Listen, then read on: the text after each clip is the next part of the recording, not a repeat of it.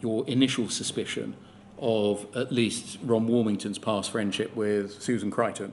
Precisely. And you say in your witness statement, at the same time, the post office personnel with whom I was dealing had become defensive, legalistic, and determined to keep from MPs information about which they had previously promised to be open. Where there was a dispute between Second Sight and the post office, I felt more inclined to favour Second Sight's version. Yes. Sorry, that can come down, thank you. Where you say that the post office personnel with whom you were dealing had become defensive, legalistic, and determined to keep from MPs information, who are you referring to there? Well, particularly Paula Vennells. I can't remember precisely which meetings I had with Chris Ojard and Angela van den Bogart, but those were the people with whom I dealt with most. Alice Perkins to a certain extent as well. Can we go to page 92 of your witness statement, please? Paragraph 170.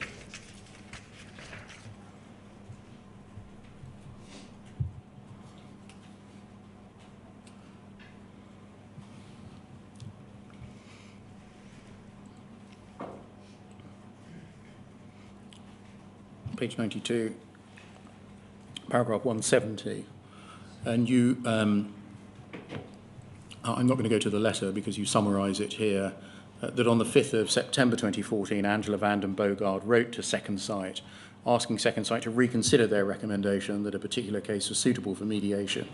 The reason she gave boiled down to the fact the applicant had pleaded guilty in court for false accounting and theft, so there was no basis left for mediation. Then skipping on in the same paragraph, you say, if the same logic were applied to all of the cases where there had been guilty pleas, then the basis of the mediation scheme would have been fundamentally changed. Was this one of the aspects which led ultimately to the breakdown of the mediation scheme? Yes. Paragraph 171. You tell us it had always been obvious that the mediation scheme wouldn't have been able to alter convictions in court. In the question you'd asked in Parliament, if we go over the page, you said we must look after them and try and provide them with redress, perhaps through the CCRC. Yes. Is it right, therefore, that you saw the mediation scheme not as a means of overturning or even questioning by the words used by Second Sight convictions themselves, but providing an investigatory platform and uncovering material that might itself lead to a reference to the CCRC? Quite. It would give rise to further processes overturning miscarriages of justice. Thank you. You deal in your witness statement, again supported by the contemporaneous material, with the Post Office's response to Second Sight's second report. Can I just pick out some key passages, if I may? Paragraph 178 on page 95.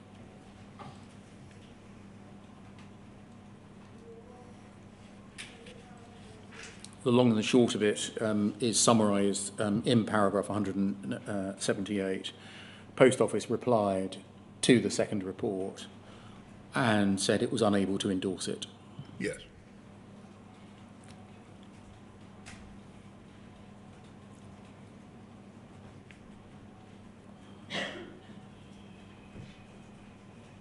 What did you think when the Post Office said that it was unable to endorse the report? By this stage, I wasn't surprised because of the Post Office's defensiveness, secrecy, legalism, and the fact that it seemed to be blocking information to go to Second Sight. And the Part 2 report was not kind to the Post Office, and the Post Office was going to get even more defensive when it came out. You tell us in the second part of paragraph 179, which is on the screen there, that when you saw the reply, you assumed from its tone that it had been drafted mainly by Chris Oyart, as it struck you as unconvincing, defensive, offhand, and designed to be obstructive. Yes, Why did you associate this reply with Mr. Oyard? because I considered him to be unconvincing, defensive, offhand, and obstructive. This all culminated in a meeting in your office at Portcullis House on the 17th of November 2014. We can see that from paragraph 198 on page 103.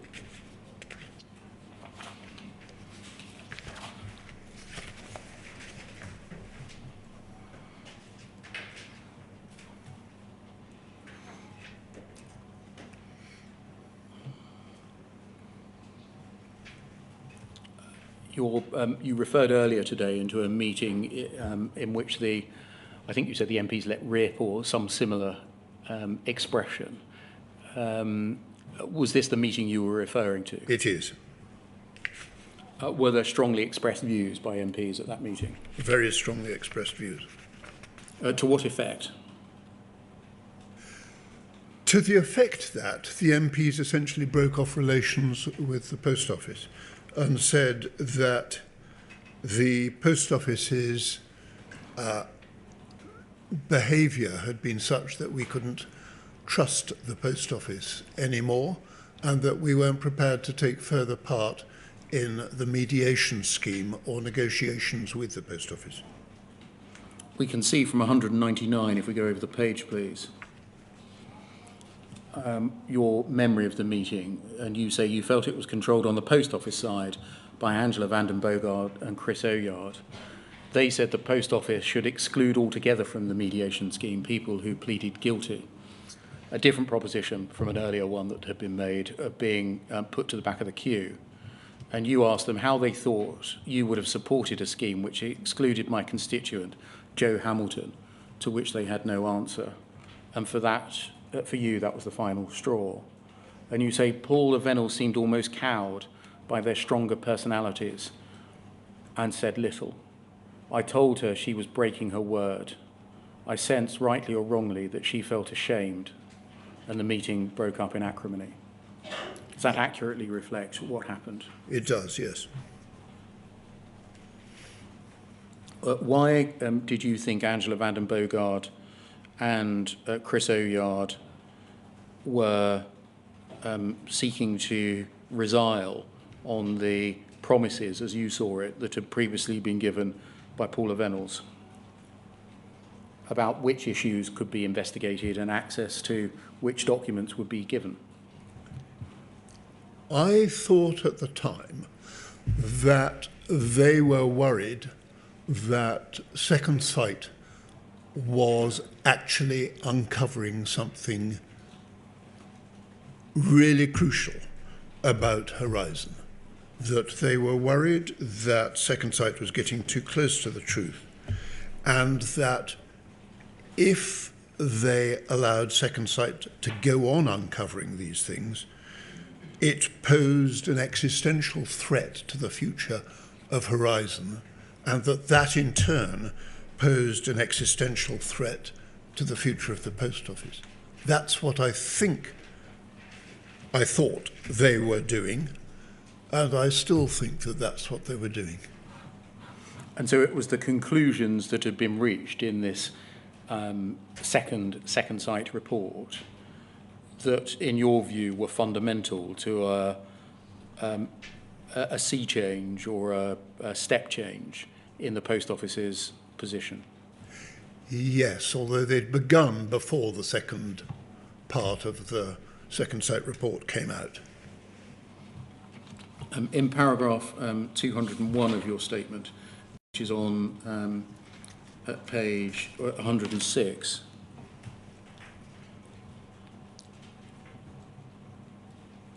you say that shortly after that meeting, Paula Vennells wrote to you rejecting a proposition that there should be a presumption in favour of Second Sight's recommendation as to who should go forward for mediation. Yes. I think what you've been suggesting is that if Second Sight suggested that an individual case should go forward to mediation, then that case should presumptively go forward to mediation. Yes, well, MPs, when we'd gone in for the mediation scheme in the first place, had expected that every case would go forward to mediation except for one or two outliers that might obviously have been a sub-postmaster trying it on. Did you see anything controversial in a proposition that if an independent investigator recommended that a case should go to mediation, then the case should go to mediation? Nothing controversial, not least since the independent investigator had been appointed and recommended by the Post Office itself. Can we look at the Paula Vennells letter to you, Poll 00101699?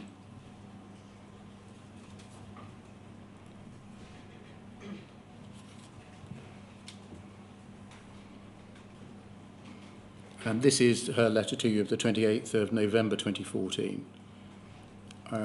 She says, thank you for meeting in your office on the 17th of November. I'm setting out the Post Office's position on the proposition put forward that there should be a general presumption that the Post Office will agree, save in a few undefined exceptional cases, to mediate all cases where this is the recommendation of second sight, regardless of their merits and specific circumstances. Having considered the proposition carefully and having discussed it as promised with my board, I've concluded I cannot agree to it. You tell us in your witness statement that this gave you a sleepless night or sleepless nights. Is that right? Well, this is what it seems I told Alice Perkins, yes. But I think the sleepless night came from the breakdown of the whole process. And so it wasn't specifically the rejection of this proposal. It was more that you could see that the writing was very clearly on the wall. Yes.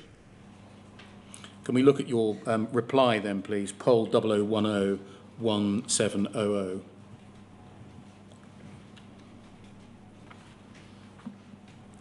This is your reply to Paula Vennells of the 8th of December 2014.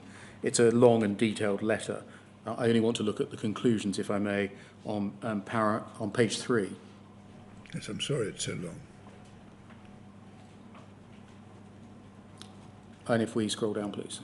Under conclusions from paragraph 13 onwards, you begin a series of paragraphs in the same way, despite something.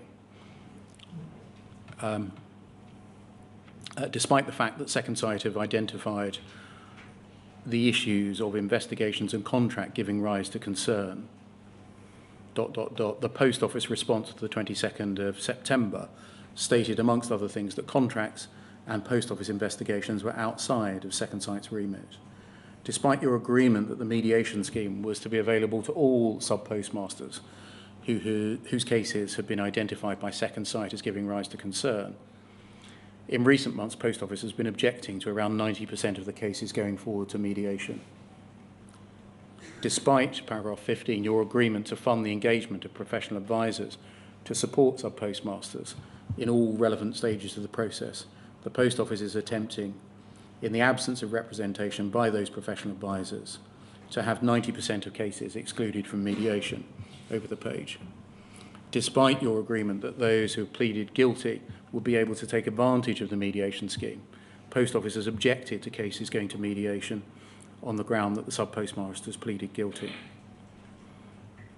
You put forward these arguments in secret, and when MPs asked you in July how the mediation scheme was going, you pleaded in the interest of, quote, the integrity of the mediation scheme confidentially. Paragraph 18. Clearly, the Post Office is aware of the Limitation Act point set out above. It has enough lawyers. The Post Office could allay any suspicion that this was a factor in the way it has been behaving by agreeing that it will not take any time-barred limitation point in resisting legal claims. Will you agree to this? I think the answer came back no. It did. From Paula Vennells. You make the point in paragraph 20 you won't be standing at the next general election. And so some of the MPs have agreed that Kevin Jones would take over your role in the group. And you say at the end of paragraph 20, in any event, I couldn't continue negotiating with you because I've lost faith in the Post Office Board's commitment to a fair resolution of this issue, and I shall be pursuing the need for justice in other ways. I think you made a press release on that day as well. I think I did. Poll 00101690.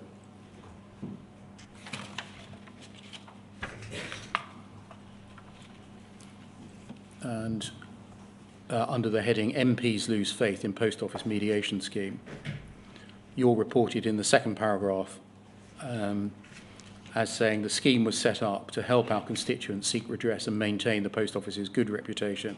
It's doing neither. It's ended up mired in legal wrangling, with the Post Office objecting to most of the cases, even going into the mediation that the scheme was designed to provide. I can no longer give it my support. I shall now be pursuing justice for sub-postmasters in other ways. Yes.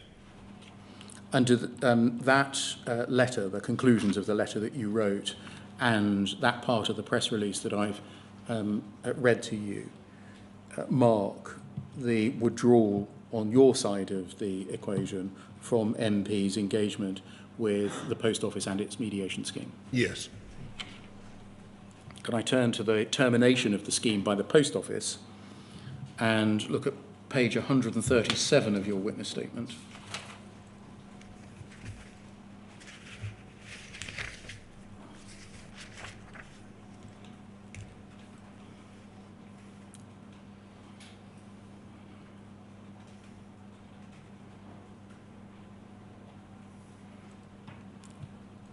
Page 137.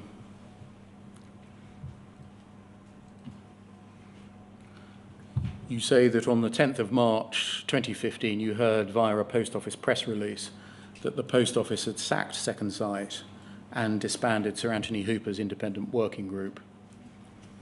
You thought there was a strong risk that the Post Office would try to suppress the briefing report that we've just read. So you wrote a letter to Paula Vennells making a Freedom of Information Act request. Is it right that they replied to the Freedom of Information Act request saying it was exempt from disclosure, but they were voluntarily going to give you a copy anyway? Yes. But why did you think that the Post Office would try to suppress the report?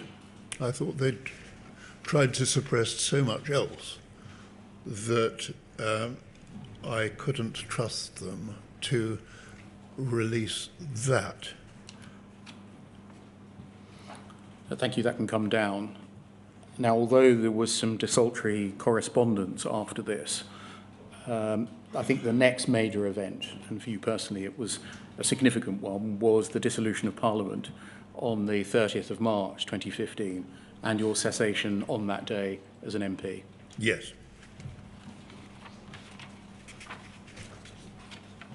After that time, is it fair to say that your role in the investigation of Horizon and the Post Office's conduct changed?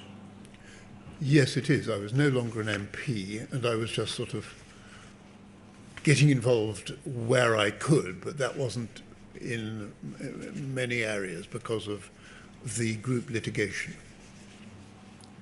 You were ennobled in October 2015. Yes. And I think maybe you're downplaying a little bit your involvement after that time. You address in the balance of your witness statement a range of issues that you did have involvement in the 8 years since then. Yes. They include, I'm just going to list them, the SWIFT review, paragraphs 277 to 279 of your witness statement, your involvement in and commentary on the group litigation, paragraphs 280 to 308,